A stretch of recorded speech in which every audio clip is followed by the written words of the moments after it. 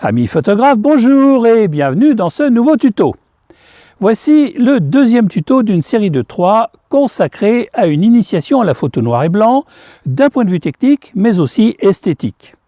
La semaine dernière, nous avons vu 2 moyens, parmi beaucoup d'autres, de transformer une photo couleur en une photo noir et blanc, simplement en la désaturant, soit automatiquement via l'onglet noir et blanc, soit manuellement via l'onglet S pour saturation du panneau TSL.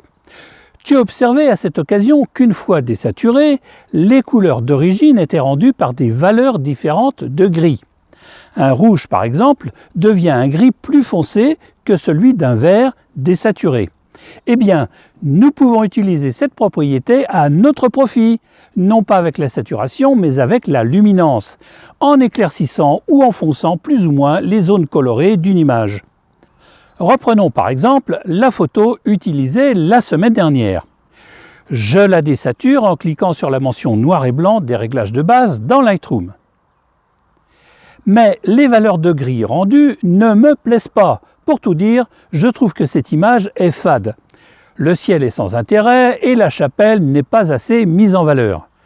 Je me rends dans la rubrique noir et blanc pour modifier la luminance de certaines couleurs, ce qui confirme, comme je te le disais la semaine dernière, que les couleurs d'origine ne sont pas supprimées par Lightroom, mais seulement masquées. Je commence par foncer les plages bleues pour dramatiser l'image et surtout créer un contraste avec le blanc de la chapelle.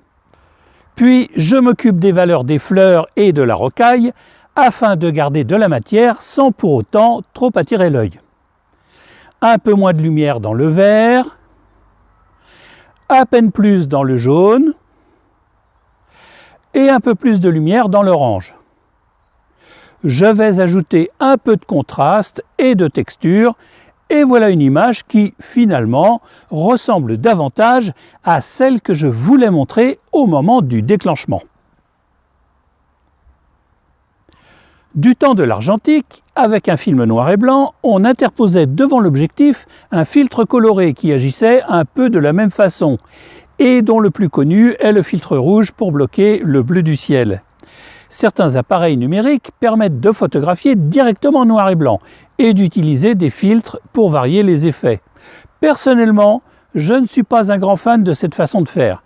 Comme nous le verrons la semaine prochaine, le noir et blanc mérite tout de même un peu mieux que ça. Et puis, je préfère garder le contrôle total sur l'image. Mais revenons au post-traitement à l'aide des curseurs. Si un réglage noir et blanc te plaît, tu peux l'enregistrer comme preset ou paramètres prédéfinis. Prenons cette image comme exemple. Elle contient exclusivement du bleu et du jaune. Je la transforme en noir et blanc, mais je veux augmenter le contraste car elle me paraît un peu fadasse. Je fonce le bleu, mais pas trop, car sinon il devient noir. J'éclaircis le jaune plus abondamment, et le résultat est satisfaisant, mais je trouve que le contraste n'est pas assez accentué. Je vais donc l'augmenter dans les réglages de base. J'en profite pour augmenter la texture. Ce réglage me plaît ainsi et je souhaiterais l'appliquer automatiquement sur d'autres images avec des dominantes bleues et jaunes. Je l'enregistre donc en appuyant sur le petit plus des paramètres prédéfinis, puis sur Créer un paramètre prédéfini. Une fenêtre s'ouvre dans laquelle je définis le nom du paramètre. Je vais choisir noir et blanc avec bleu-jaune.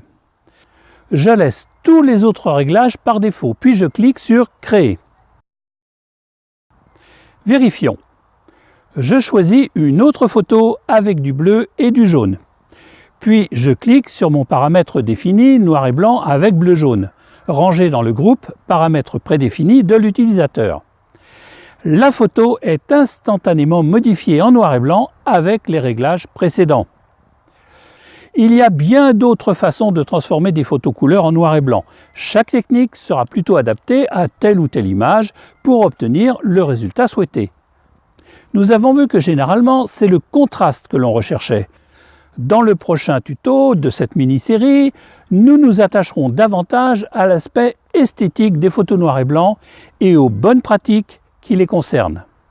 Voilà, ce tuto est terminé Et n'attends pas pour t'exercer dès cette semaine à réaliser quelques belles photos en noir et blanc en modifiant les réglages de luminance.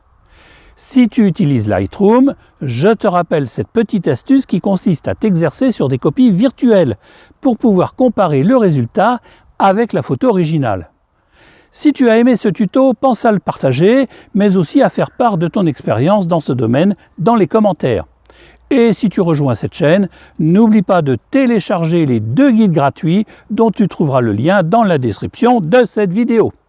Allez, à la semaine prochaine pour la fin de ce tuto.